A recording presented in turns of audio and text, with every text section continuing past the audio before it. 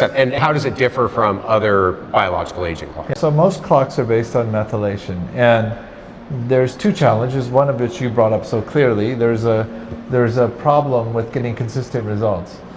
So you send two samples in, you get data that are different.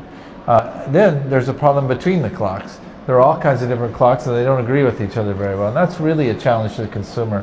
Which clock do I believe?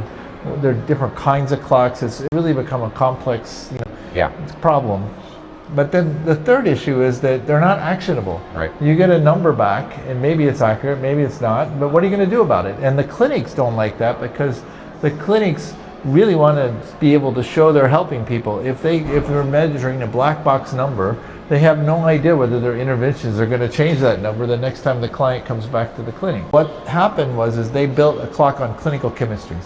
So this take reliable measurements that people should be doing all the time anyway, that most people can get reimbursed for their insurance, and let's measure something, look at a second generation clock that predicts mortality because those are more accurate, and then measure it, give you a risk adjusted age. So if we say you're 50, that's your mortality risk of a 50-year-old, and then break it down into principal components, and all of the things we're measuring, HbA1c, LDL, blood pressure, these are actionable. Right. So if we see that this biomarker is the one driving 5 years of mortality risk, the doctor knows how to do something about that. And moreover, we can predict how fast a person's, on average, is going to change that parameter based on whatever they're doing, and bake that into the clock and say, in 4 months, we don't know for sure, but we predict you're going to be here.